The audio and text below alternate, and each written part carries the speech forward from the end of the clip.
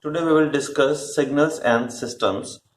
First we will discuss what is a signal. A signal may be defined as a function of one or more variable that conveys information on the nature of a physical phenomena. It is the bookish definition basically. And what is signal? Signal is any variable such as speech, such as image, such as audio, such as video, which has some information and which is varying with some variable. Okay.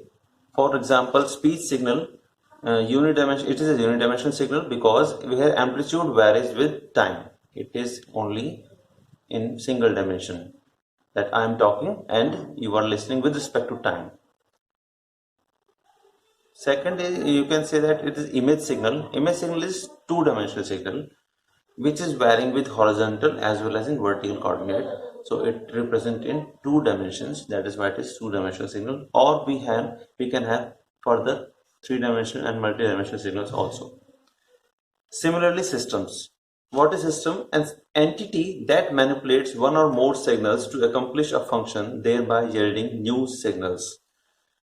It means any system, anybody which can have some certain set of inputs and will define with some operations and produce some output, desired output. For easiest example are us humans, because we process the information by looking at, by listening to something, and process the information at in our brains and find yield some desired output. And second thing may be considered as computer. You know very well that computer we will give the inputs in the form of keyboard or in the form of mouse or print and anything, and you have that output, desired output after processing from computer. Okay.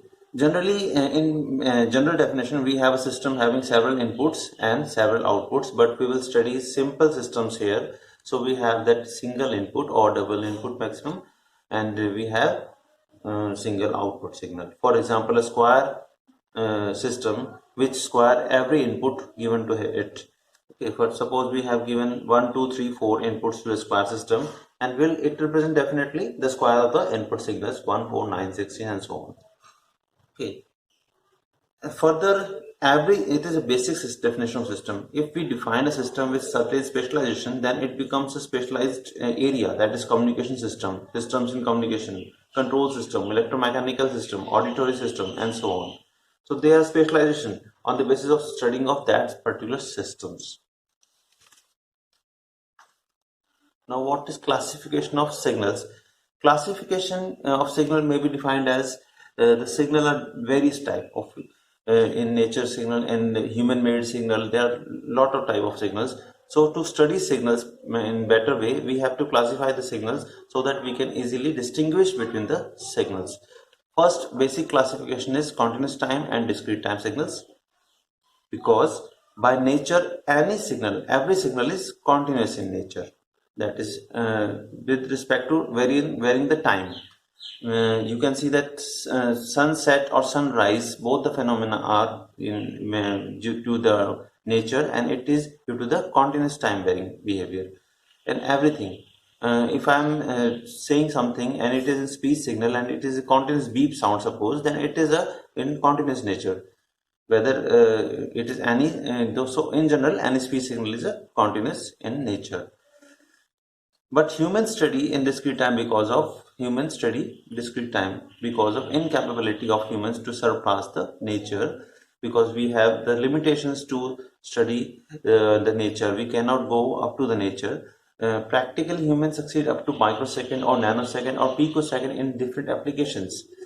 But obviously, we have not achieved this final limit, which is the nature limit.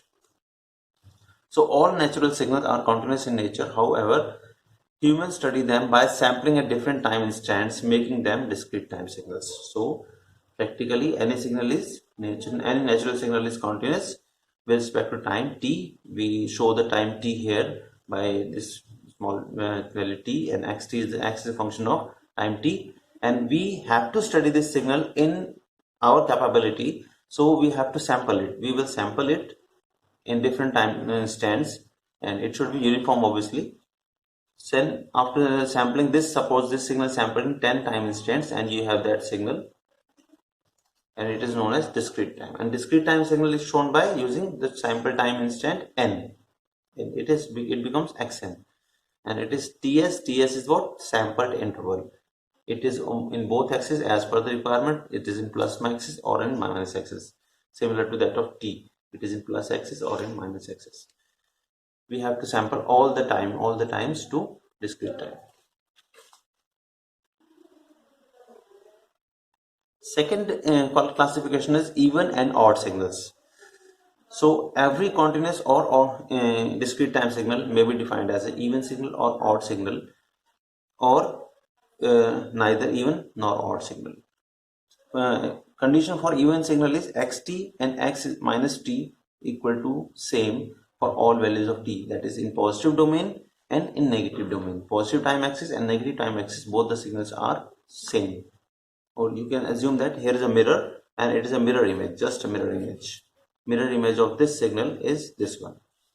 So it is a even signal. It is also mirror image. The positive values are similar to that of negative values, or reverse. Negative values are similar to the positive values. If mirror is not direct, if mirror is inverted, then it is a odd signal. It is now odd signal. It is now odd signal. The mirror is now inverted. We have inverted the signals. Similarly, this continuous time signal can be sampled to make it in discrete time, and this definition holds good again. Xn is equal to x minus n for all n, and it is just nothing but the sampled instant of all the signals. Maybe some signals are like this and it is neither even nor odd signal. It is okay.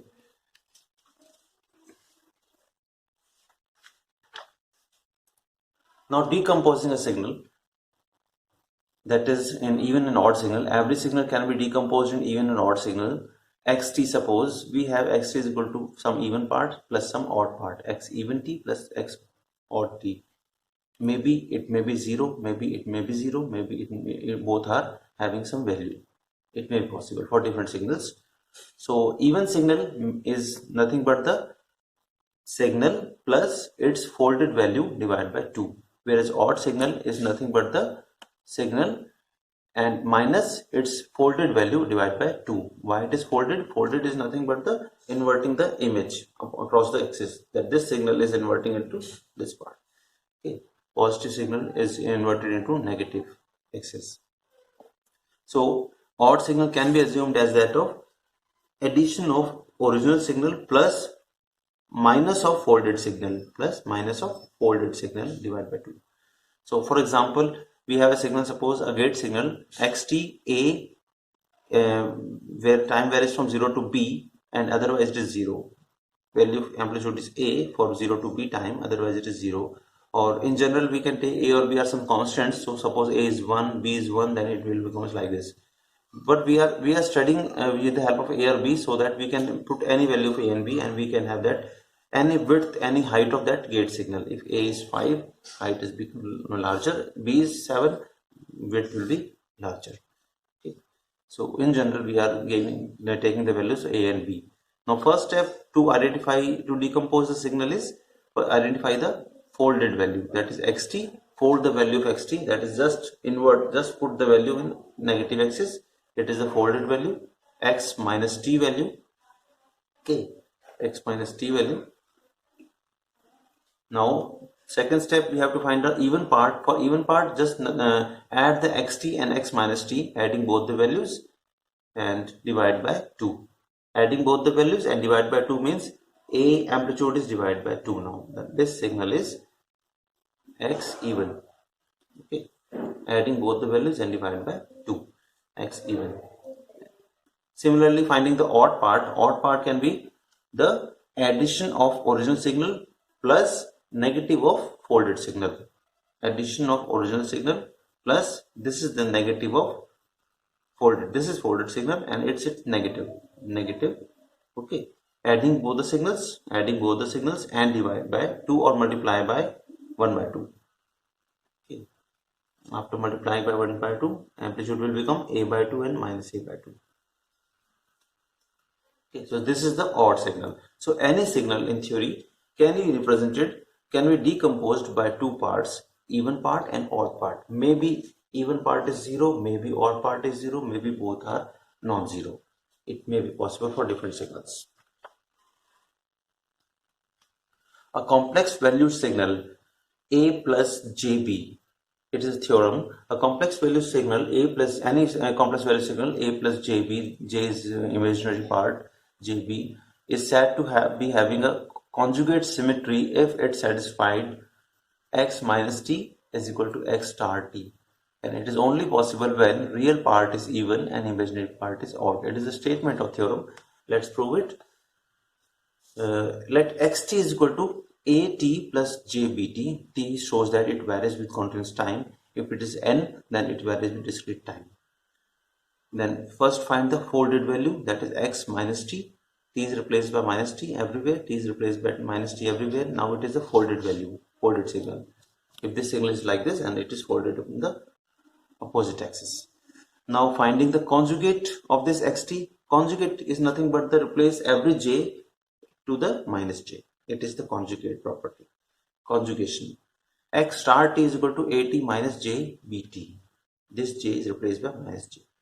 So these are two signals. This is a folded signal. This is a conjugate signal. And property source says that both the signal are same. Both the folded and conjugate signal are same, and it is known as conjugate symmetry only when this condition holds good.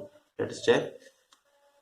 Putting the value of folded and conjugate signal both are same, putting the value of this and this value both are same, and comparing the real and imaginary part, at is now become a minus t and bt is now become, this minus can be taken by comparing, minus bt is equal to b minus t and bt is equal to minus b minus t. Okay, so this is the property of even signal, this is the property of odd signal, and it says that which is even is a is what? Real part of xt, that is real part is even, and it is b property for odd, and it is showing that it is for the b, and b is what? B is what? Imaginary part of xt, that is imaginary part is odd. So theorem is proved that a conjugate symmetry can be achieved in any complex valued signal when real part is even and imaginary part is odd. Okay, so that's all for this video. In the next video we will further classify the signals in further parts, and we will also study some examples of these classification of signals. Thank you very much.